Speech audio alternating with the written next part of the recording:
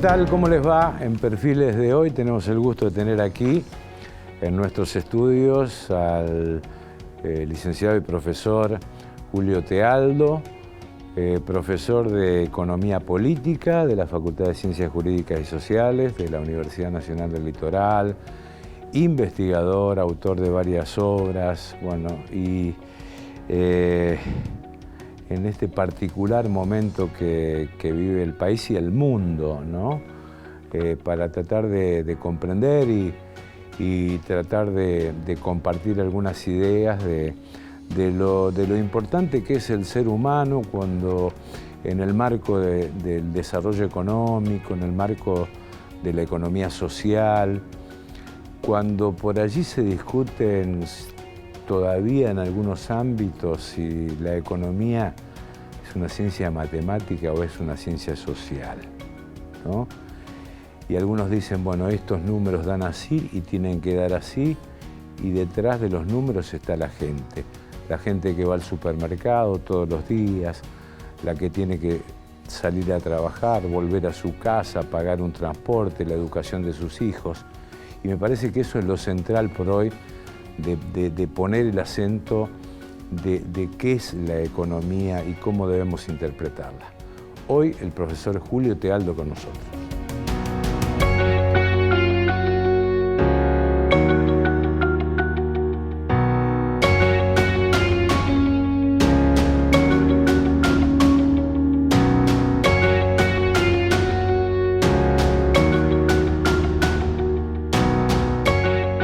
¿Qué tal, Julio? ¿Cómo te va? Hola, ¿cómo te va, Guillermo? ¿Todo bien? Che, muy bien. ¿Sí? A pesar del contexto, bueno, y del contexto económico y demás, que bien. Puede parecer crónico en la Argentina esto, ¿no? Realmente, porque como estábamos charlando hace un rato, en estos últimos 30, 40 años la Argentina ha tenido unos desequilibrios económicos que los seguimos sufriendo y es como que todavía no, lamentablemente, las variables, vos lo dijiste bien en la introducción, es decir, la economía que tiene que estar al servicio del hombre, al servicio de la sociedad, del bienestar, porque lo que busca el sistema económico, lo que debería buscar, digamos, es justamente el bienestar de la población, digamos, que la economía tiene que estar al servicio del ser humano para organizar su forma de producción y distribuirla adecuadamente, para que todos vivamos dignamente, digamos, ¿no? Sí. Y lamentablemente cuando uno ve algunos datos en la Argentina, particularmente como los niveles de pobreza tan altos, niveles de desocupación, economía informal, esto está marcando que hay un desequilibrio muy grande. En el mundo también, no es que tampoco. Sí. Por supuesto, nosotros tenemos nuestra propia crisis, en el mundo también está pasando gran cantidad de países pasando hambrunas, ¿no? Una desigualdad en la distribución general del sistema económico mundo muy compleja. Julio, una pregunta personal. ¿Por qué tu acercamiento a la economía, ¿no? Y al estudio de la economía, un tema tan complejo y tan cambiante, ¿no? Exactamente, sí, la verdad es que porque mi carrera de grado, sí. Mi carrera de grado es licenciado en Administración de Empresas. Yo sí. soy de Entre Ríos, de Concordia, me fui a vivir a Buenos Aires a estudiar allá y me gustaba la organización empresarial, digamos, más, ¿no? Entonces me pongo a estudiar la licenciatura en Administración y cuando estaba estudiando la carrera me despertó, yo estudié cuando estaba en plena carrera universitaria, cuando se produce la vuelta a la democracia.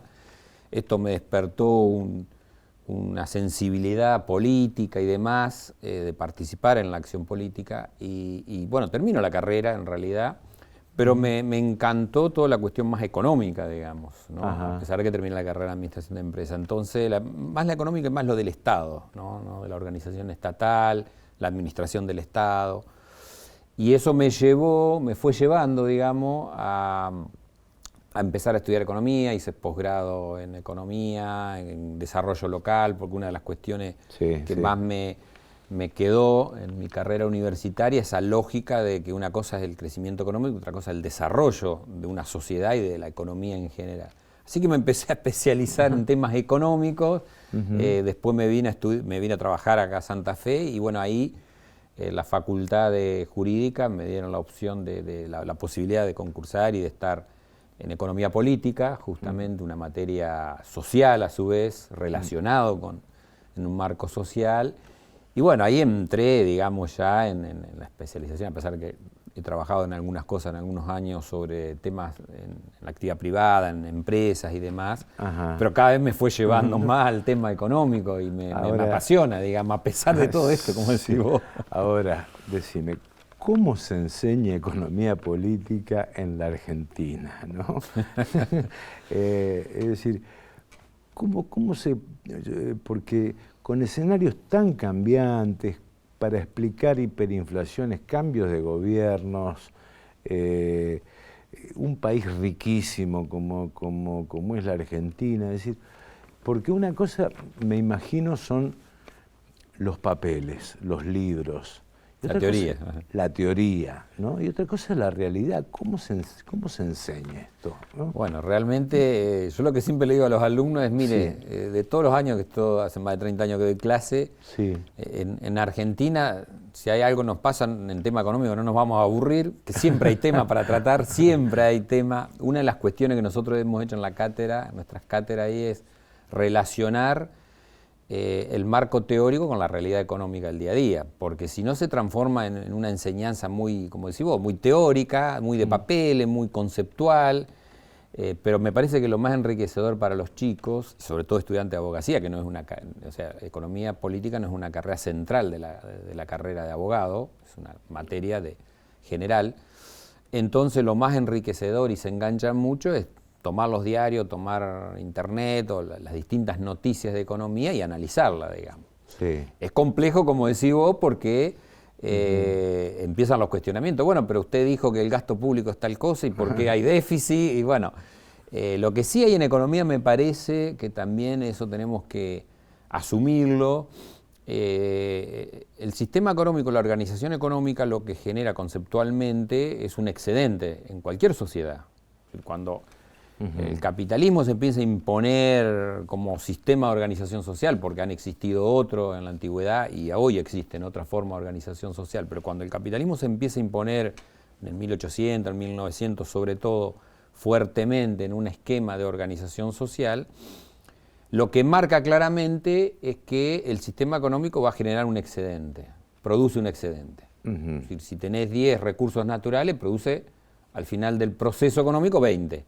Bueno, la otra cuestión de lo económico es cómo se distribuyen esos 10. ¿Cómo los repartís? ¿Cómo los repartís? ¿Cómo repartís el excedente? Exactamente, ¿no? ¿Cómo repartís el excedente? Y acá donde viene, me parece, la otra discusión en economía, porque la conceptual es decir, bueno, como si la teoría dice esto, el gasto público es esto, los ingresos del Estado son esto, la inflación tenemos distintos enfoques, el mercado funciona de tal forma, pero después tenés la otra parte que es la lógica de cómo influye la ideología, el poder económico, distintos variables que a veces no son estrictamente económicas, son sociales o políticas o institucionales, que empiezan a influir en ese proceso de cómo se distribuye el excedente y los conflictos, ¿no? Es decir, la economía es una ciencia que no es matemática, es una ciencia social y es una ciencia basada en los conflictos, porque la sociedad es conflictiva.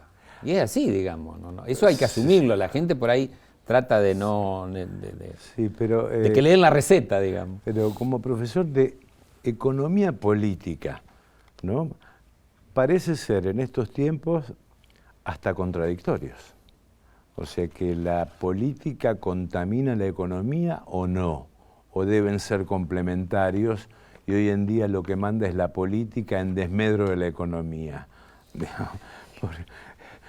Digamos, ahí yo siempre lo que planteo es que, vuelvo a repetir, es que al estar inserto en una ciencia social, o ser una ciencia social en realidad la economía, está inserto dentro de un marco político, institucional, sociológico, cultural de la sociedad. Porque nosotros, es decir, la economía que estudia al hombre organizando su forma de producción en la sociedad, por lo cual quienes hacen el proceso económico, ¿quiénes son? Los hombres.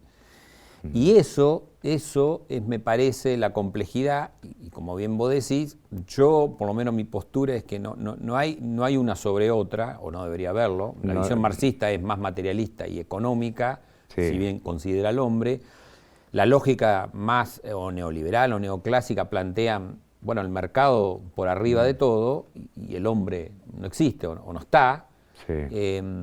A mí y zona histórica, y demás, a mí me parece que hay una complementariedad de esto y lo político incide en lo económico y viceversa. Las dos cosas están muy interrelacionadas. Y muchas veces, en muchas de las crisis que hemos tenido en Argentina, Sí.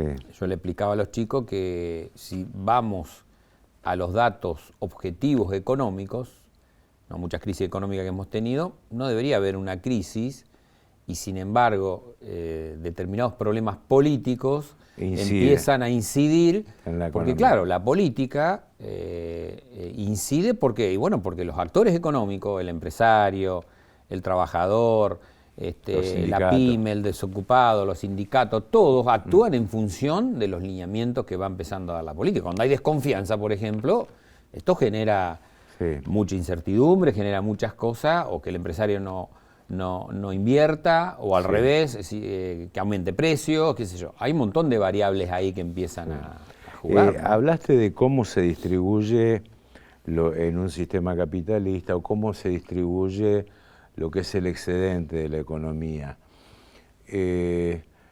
Bueno, alguna vez se habló de la burguesía nacional, ¿no? Pero el empresariado argentino, que es un factor de poder, digamos, en tiempos inflacionarios como los que vivimos, ¿tiene la camiseta puesta o no, en tu criterio?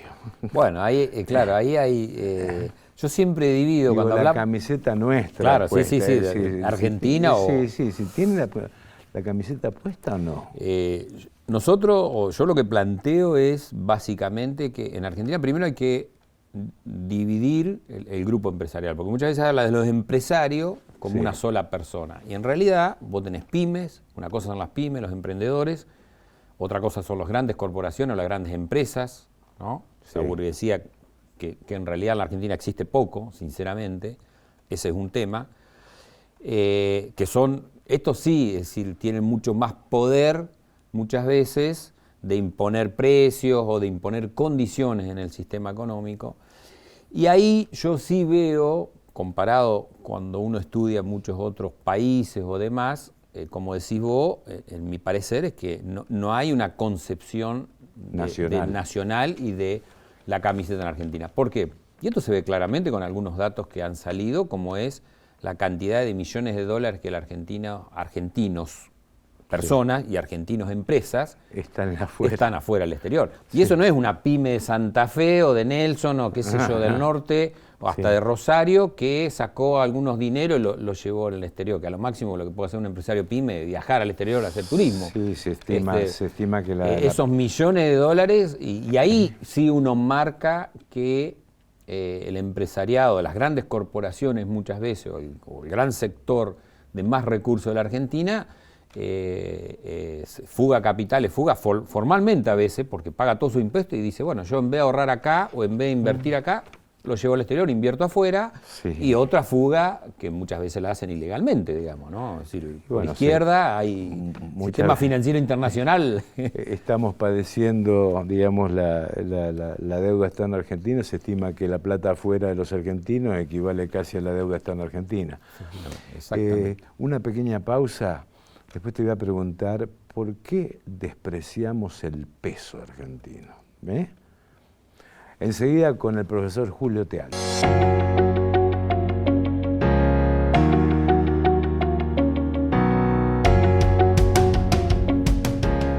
Bueno, seguimos aquí en Perfiles con el profesor Julio Tealdo, profesor de Economía Política. Había quedado pendiente un tema que ya resulta histórico en nuestro país. Yo no sé si es de la plata dulce aquí o antes, ¿no? Pero ¿cómo explicás el desprecio por el peso y el amor por el dólar?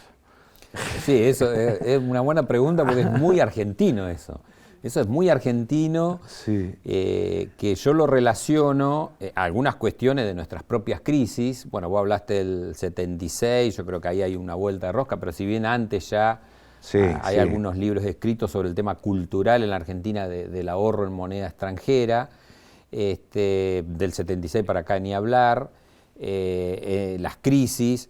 Y ahí hay una cuestión cultural porque desde el gran empresario hasta el pequeño kiosquero, hasta nosotros, hasta cualquier ciudadano argentino, cuando hay una pequeña crisis o hay mucha inflación, lo primero que hace es ahorrar en moneda extranjera, digamos, sí. o fija los precios en dólares y demás. Es una cuestión cultural y también está relacionado obviamente con lo que estamos hablando, los 40 años, 50 en la Argentina de desfasajes económicos o de esas inconsistencias económicas de distinto tipo, porque yo siempre digo en la economía no hay un problema que tenga una sola causa, digamos, ¿no? La inflación es un problema muy complejo que tiene multicausas que se potencian y el problema de los gobiernos que siempre toman qué sé yo, el gobierno de Macri se concentró, no, el problema de la moneda, la cantidad de emisión, vamos a restringirlo y punto, y se fue con más inflación. Este gobierno dice, no, son los empresarios, siempre se enfocan en un solo tema. Acordamos con los empresarios estos precios, no va a haber inflación y al mes siguiente hay más inflación. Los grupos concentrados de poder. Exactamente, es decir, a mí me parece que, y eso lleva, es decir, la inflación es lo que lleva también a que la gente busque algún referente para ahorrar o para lo que sea, en buscar otra moneda extranjera. Sí. La historia de la inflación argentina es muy compleja y de muchos años, si bien hemos tenido periodos de estabilidad, que cuando se analizan esos periodos de estabilidad, el dólar no ha sido una moneda que recurra a la gente. En épocas de estabilidad, digamos, que si podemos hablar de los 90, a pesar de que éramos vivo monetario, pero mucha gente ahorraba en pesos. Pero no era una ficción el 1 a 1. Sí, por supuesto. No, pero también la gente, voy a la gente común. El tipo común decía, nosotros éramos muy críticos porque sabíamos dónde iba a desembocar esa ficción, digamos, como dijiste vos. Sí. Y después el gobierno de los Kirchner, cuando se sale de la del 2001, de la crisis, y logran una cierta estabilidad. Sí. Y bueno, había crédito en pesos, había mucha gente que ahorraba en pesos. Lo que pasa es que los descalabros que se fueron haciendo después, las inconsistencias, fueron llevando a que vuelvan los niveles de inflación, y eso me parece que es un elemento crucial por el tema de buscar una moneda fuerte. Pero yo pondría las dos cosas, cuestiones económicas, política y social en Argentina y cuestiones culturales. Yo estuve una vez de casualidad en Brasil, en una plena devaluación, paseando, y la gente ni leía los diarios y no pasaba nada, digamos. Acá, digamos, el dólar sube como ayer o antes de ayer o estos días y la gente ya hasta el kiosquero capaz te remarca, qué sé yo, porque dice, no, me va a venir un aumento. Bueno, como profesor, algún producto, digamos. Existe la inflación por expectativas, ¿no? Claro, exactamente. Bueno, vos decís es un fenómeno argentino, pero en Bolivia no pasa esto, es decir, en Bolivia no está pasando esto. De concretarse, porque muchos aspiran a una suerte de pacto político, no sé francamente si puede, digamos, concretarse esta idea de un pacto político fuerte, o en cuánto incide esta grieta permanente en que vivimos los argentinos de no llegar a un acuerdo sobre soluciones básicas, ¿no? No sé si esto, o sea, ahí yo te apuntaba donde decía, bueno, por allí la política, la grieta, el canibalismo sectorial, lo que quiera llamar, inciden sobre la economía y no la van a solucionar si no hay un pacto político. ¿Coincidís con este tema? Sí, totalmente. Era lo que hablábamos recién y que yo te decía cómo incide lo institucional y político. Lamentablemente en Argentina, en el último año, los últimos 10 años casi, se ha entrado en este proceso, como decís vos, de la grieta, que es totalmente perverso. Y lo peor es que la clase política todavía no ha dado esa madurez para sentarse en una mesa, porque, digamos, como pasa en todo el mundo, tenés izquierda, derecha, centro, intereses, todo. Pero bueno, qué sé yo, muchos países se han logrado sentar las bases de decir, bueno, miren, educación, 3 o 4 temas clave, es decir, esta es la dirección que tenemos que consensuar todos para que el país vaya a largo plazo en un proceso. Y cuando cambien los gobiernos se continúen, por lo menos en esos 3 o 4 temas. ¿Qué es lo que pasa? Que lo que uno ve en muchos países de estabilidad, digamos, política y económica. Yo creo que eso es clave. Y en este momento en la Argentina, mucho más todavía. Bueno, sos yo no sé llamarlo obsesionado o un especialista en el tema de economía solidaria y economía social. De concretarse este pacto, ¿cuál es el modelo a seguir de nuestro país en tu criterio? ¿Cuál es el modelo a seguir? Bueno, nosotros hemos entrado a trabajar mucho con el tema de economía social y solidaria por una cuestión de que también yo lo decía al principio, de una crisis, estamos en una crisis global, mundial, donde el capitalismo está entrando en una crisis muy compleja, como nunca pasó en la historia, porque ya la crisis que se está dando a nivel mundial ya no son de algunos países periféricos, de América Latina, algún país asiático, África, sino se está dando a los propios países desarrollados. Sí, Estados Unidos tiene su problema inflacionario. Tiene los problemas inflacionarios, la guerra, la pobreza, es decir, ya en los países desarrollados la pobreza empieza a aumentar fuertemente, hay una exclusión muy fuerte de grandes sectores sociales, es decir, el tema del impuesto a la riqueza y demás se está discutiendo en Estados Unidos, en Europa, porque están viendo que no tienen capacidad de contener la desigualdad que se está produciendo en el mundo. Y la tecnología está avanzando, desplazando al hombre en muchas cosas también. Exactamente, todo esto es un proceso, bueno, obviamente el cambio ambiental, la crisis ambiental es un tema que no es decir, el capitalismo como organización social no está ajeno a eso, es causa, porque el empresario, como el capitalismo funciona con la tasa de ganancia pura, con tal de ganar mucha plata, no le interesa si está contaminando el río, que a toda la sociedad después no va a tener el agua como corresponde. Entonces, eso nos llevó a nosotros, nos inquietó a todo el grupo de docentes, estudiantes, a empezar a trabajar temas de economía social y solidaria, porque lo que nosotros vemos es que en esta crisis global, y aparte nuestra propia crisis, que la tenemos y que se nos potencia, digamos, hay que ir buscando otras formas de organización social para cómo incorporamos todos estos sectores. Porque cuando hablamos que en la Argentina hay, aunque digan de un dígito de desocupación, 9% si querés, hay muchos millones de personas que no tienen trabajo. Hay un 30-40% de informalidad, quiere decir que no está registrado, que trabaja, vive, funciona como puede. Y eso es economía popular o economía social. Y eso tiene que formar parte de este acuerdo que vos decís, ¿no? Tiene que formar parte de ese paquete y no pensar que la Argentina creciendo vamos a darle trabajo a todos. Y esto pasó en el kirchnerismo, en los 10 años de kirchnerismo, crecimos a tasa del 10%. Tasas del 10%, tasa china como le decían, y no lograron bajar la desocupación abajo del 8%. Y estos grupos o movimientos sociales o cooperativas populares, todas estas formas de organización social, siguieron existiendo, no es que desaparecieron, al contrario, porque vuelvo a repetir, el propio sistema y este cambio del trabajo que vos decías, las tecnologías que expulsan, entonces hay que buscar una forma, y en esto me parece que hay que sentar en la mesa a los partidos políticos que entiendan esto. A mí me parece que los partidos políticos no lo entienden todavía. Lo toman como prebendas o como cuestiones puntuales, que bueno, ya lo vamos a resolver. Bueno, ahora saltó el tema de si va por el Estado, si se le da la plata a los movimientos, pero no hay una concepción de ver cómo a estos sectores económicos se los inserta con el sector productivo, el sector empresarial, las pymes, las grandes corporaciones. Es decir, hay que haber un entramado, que eso se trata la economía, cómo hacer el equilibrio del entramado económico. Y sí, vos decías, no es un fenómeno nuevo, digamos, la crisis del 2001 llevó, puso en superficie lo que estaba pasando en la sociedad, o parte de la sociedad. Efectivamente. ¿No? Y a partir de allí, hasta está en juego la propia gobernabilidad, ¿no? Porque se dio se tuvo que pactar una suerte de paz, ¿no? Efectivamente. Pero la pobreza sigue. Exactamente. Y siguió la pobreza y aumentó. Y aumentó todavía, que es lo más grave, digamos, ¿no? Que fue aumentando, exactamente. Por eso digo que, y ahí los desbarajustes por ahí de las políticas públicas, de las políticas económicas que se aplican, cada gobierno que entra quiere inventar la pólvora, digamos. Dice, no, todo esto no sirve, vamos a empezar de cero. Y eso es por eso hoy, como cuando hablamos de, bueno, hay que ponerse de acuerdo en los lineamientos generales. Y a mi entender, uno de los lineamientos clave es la educación. Está bien. Los países que han logrado tener una economía estable, un país más o menos equilibrado en la distribución de la riqueza, son países que han apuntado a educar a su población. El sudeste asiático, en los años, yo siempre pongo este ejemplo, años 40, 50, 60, estaban en plena guerra civil, no tenían que comer, estaban en plena crisis. Hoy nos pasaron por arriba, compramos productos de Taiwán, de Singapur, de Vietnam.